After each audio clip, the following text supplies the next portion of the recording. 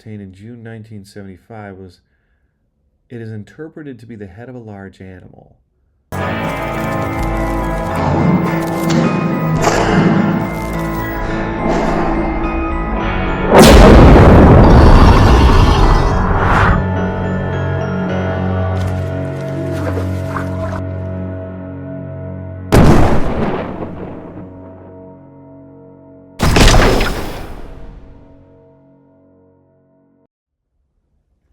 So we've seen the surgeon's photograph, the famous photograph from 1934, but while that's the most famous example of a Loch Ness Monster photograph, there have to be some more. So I want to see what else is out there adjacent to or since the surgeon's photograph. So I'm asking it to provide images or links to 3 other photos or videos that purport to show evidence of the Loch Ness Monster. Let's see what we get.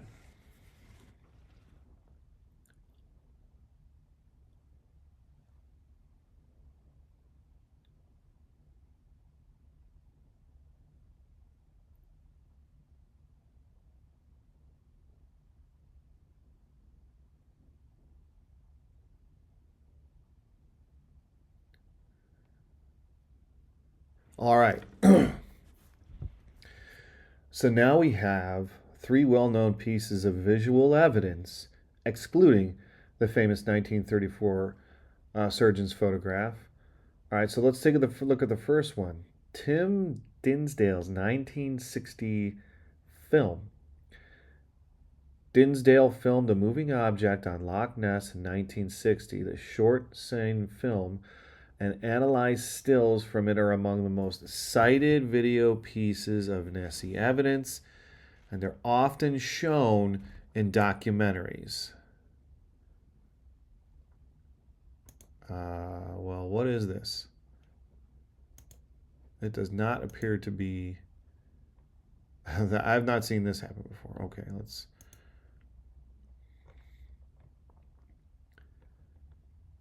Okay, so I'm going to have to try and find this somewhere else. Robert Rhine's Flipper and Underwater Photos, 72 and 75. Rhine's and colleagues released underwater photographs from the 1970s, including images popularly called Flipper photos in the 1975 close-up that were widely publicized and even discussed in scientific contexts. They remain controversial and heavily debated. Gallery and write-ups about these images are available from the sources that document the original claims and later critiques.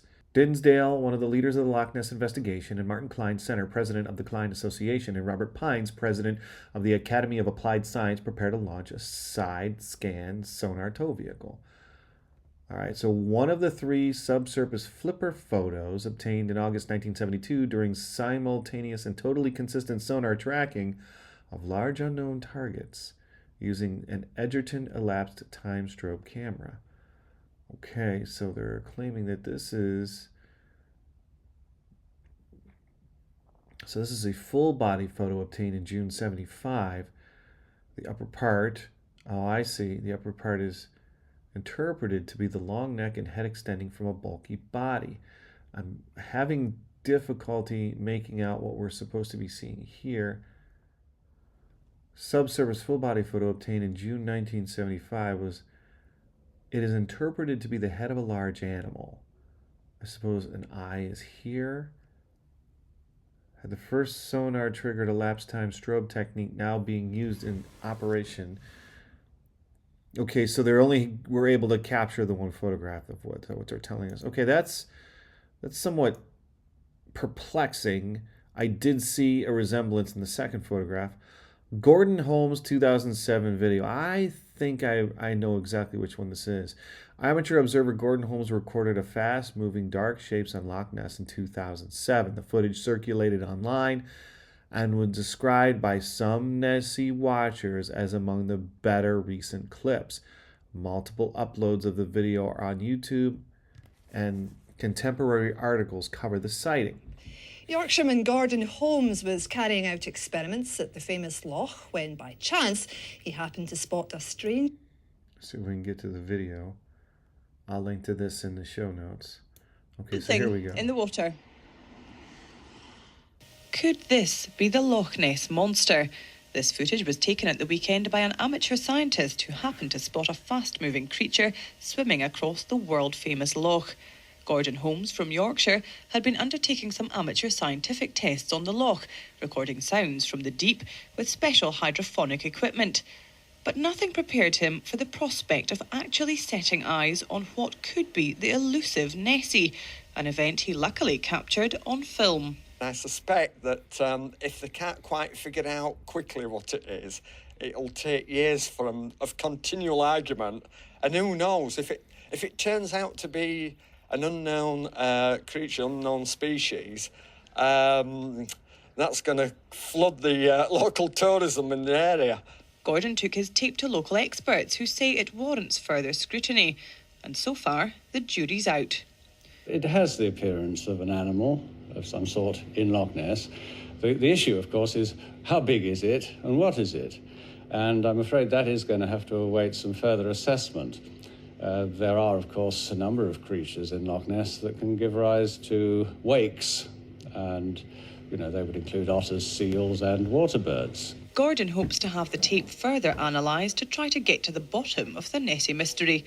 But even from a scientific viewpoint, he believes the Loch Ness legend stands up to scrutiny. Definitely looks like something swimming just beneath the surface. I'm going to try and find this Tim Dinsdale moving object, 1960s, and see what we come up with. Let's head back over to YouTube to see if it works. Okay. Got it. Let's see what we have. All right, this is the Dinsdale footage. Obviously, you can see it there in the right of the screen. Impossible to make out.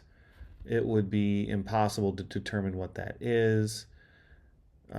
Clearly, the technology now... I've been asked a couple of times, like, how come if we believe these things exist or want to believe these things exist, we haven't seen it, especially now with everyone carrying high-definition cameras in their pocket? It's because no one could shoot video. No one could compose a shot. And I even think myself, who's somewhat experienced, might be a little jumpy if I saw something like that, getting too excited. All right. So, I don't know. I think the book is still out.